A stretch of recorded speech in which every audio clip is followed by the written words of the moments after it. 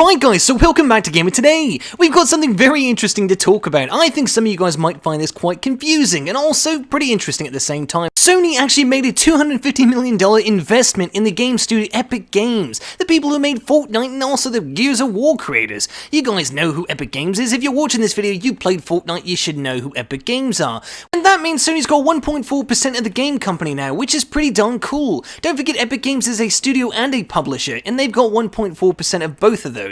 So that is pretty darn cool. Now that means the evaluation of actually Epic Games is $17.86 billion. That is a lot of chunk of change right there. So it's not, 1.4% is not a huge number when you consider how much they're actually worth. So 250 million, which is a lot of money to me and you, if we had that, we wouldn't be talking today on YouTube, now would we? We'd be driving fancy cars and having private jets and going on luxury cruises and stuff. I don't know, we'd be doing some crazy stuff. We don't have that kind of money. I don't know if those people with that kind of money do, but we would be doing some pretty exotically crazy things. I know we would. I'd have a massive game collection. Well, I did have one a long time back, but yeah, we would have some crazy stuff going on. Now, I know a lot of you guys are probably wondering, does that mean exclusivity is coming to Fortnite or any of Epic Games, games basically? Are they only going to be on Sony platform? Of course not, guys. 1.4% of a company is not going to change basically the whole company. 1.4% is almost nothing. It's chump change. And at the end of the day, that's really what it is. But, especially to a company that's worth, that many billions of dollars.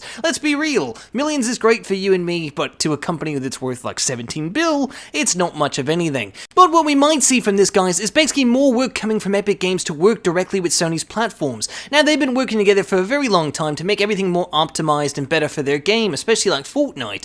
So we'll definitely see a lot more work coming from Epic Games working directly with that unique architecture of the PlayStation 5. As we all know, the storage and the SSD within that can do things that basically the Xbox, Series X or whatever the new system's called, because who the heck knows? I don't even know. I don't care, because I'm not buying it. I don't want it. I don't need it. Anyways, not the point, guys. But what I'm saying is we'll see them working a lot closer with that unique architecture of the system to maybe give us an advantage on the PlayStation 5 over something like the Xbox, even if the Xbox is a more powerful console, which we don't know that to be true just yet, but we presume it to be, based on all we do know about the consoles, and it could be, but only, specs. All we know is on what's on paper, and I'm saying this because what's on paper may not translate to direct gameplay for something like Fortnite. And I think it's worth mentioning, guys, something like render distance, which is very important to a game like Fortnite, because you need to see your enemies in the distance, and it can give you a huge advantage, especially when you're sniping, or if you're just trying to see something in the great distance. Anyways, so something like that could be great, and the PlayStation 5 with its SSD and its very unique architecture of that SSD, and the RAM allocation could come in big play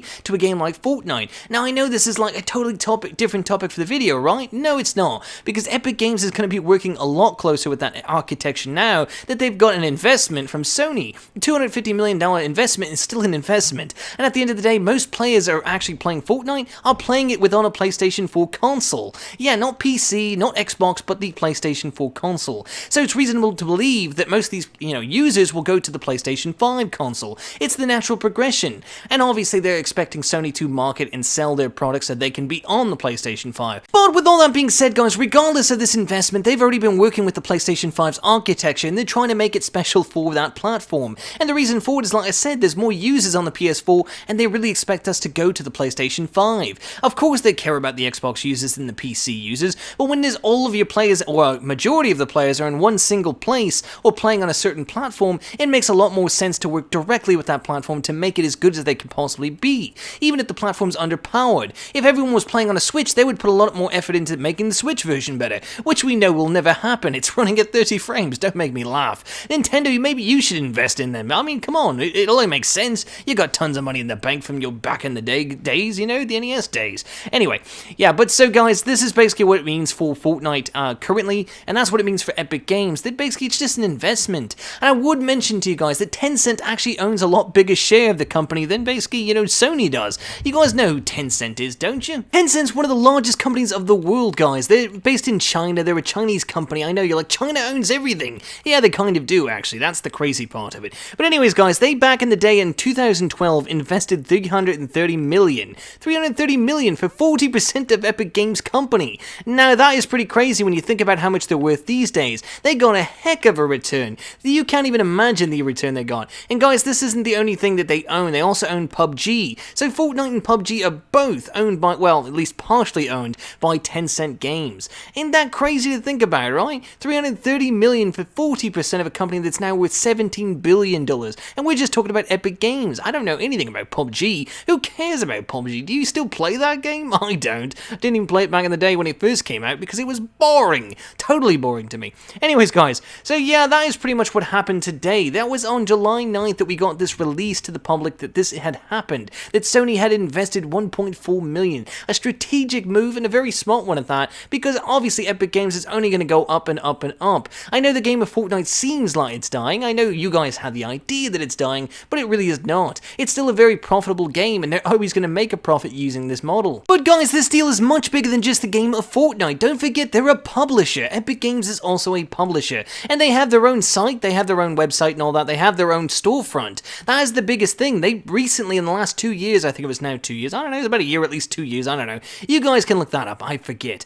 But they have their own storefront now, the Epic Games Store. And that is a huge thing, because other game company developers and all that stuff can publish through them on their platform and actually cut out the middleman. They did something great for the indie developers, basically, by giving them more of their share of their profits, instead of taking so much like Steam does. And by Epic Games actually doing that, they've gained a lot of business from other developers through that market, even not indie developers. We're talking big title studios. You know, for instance, like Borderlands 3, come on now, that was published through Epic Games and not Steam. And that's just one big example of it, but there's so many indie developers that have totally spoken out about how Steam basically takes more of the profit shares than they probably should for indie developers and smaller studios. But even those big studios look at it and go, why would we take less when we can get more? So once Epic Games had changed their idea of what they were doing with their platform and gave more profits back to the community and back to the indie developers, yeah, they all switched over to Epic Games, which makes them pretty much a very profitable place to be right about now, both for the developers and both for Epic Games, the publisher and studio house.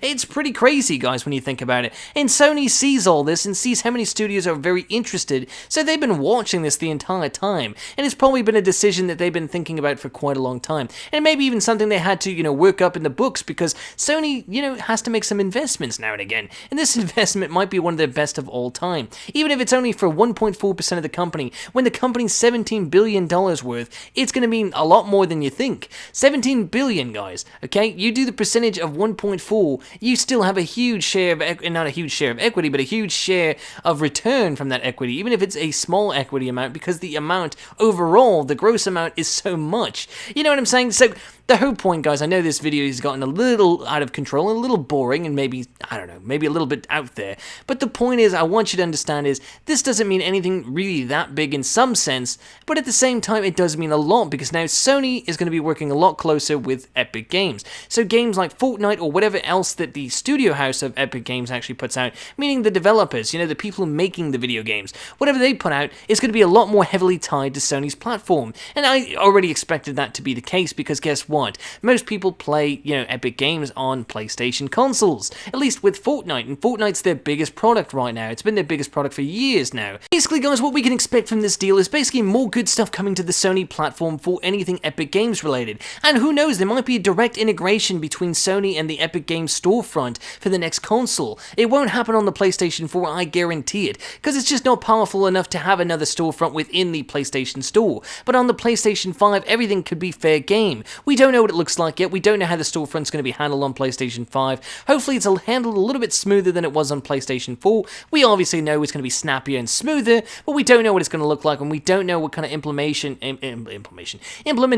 that could exist maybe between Epic Games and Sony at this point. It may not exist yet. It may not exist right away when it launches, but it could be something that could happen. And that's something interesting to think about, guys. That would be good for developers and also good for us in some ways too, giving us more choices and more opportunities for free things to be given to us in the long run. Because Epic Games has given away free games over time. They always have some sort of special deals, and then of course they do give free games now and again as well. So that could be another place to get free stuff all the time. You see what I'm saying? It could only work out good for us Sony players. And for you Xbox and PC master race out there, let's just talk about it. This is only good for you guys too. Epic Games needs the support they get, and obviously the more work they have with Sony could also maybe, possibly, who knows, lead to more stuff being done with animation work and all that, because Sony does have a big animation studio, one of the world's biggest, I might add, and they're also known for their movie productions. Who knows, maybe we could see a Fortnite movie made one day. I doubt it. I don't think any of this has to do with that at all. This is speculation,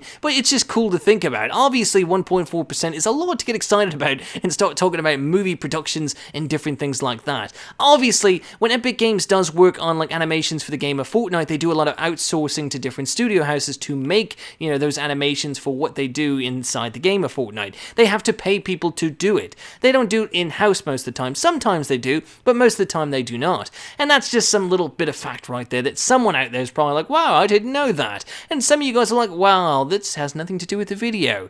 Yeah, I know. It's just, we're all just speculating and having a little fun right now. That's what we're doing. So you can nerd out with me for just a few moments, and if you like what I'm talking about, then yeah, keep listening. If you don't, then turn it off.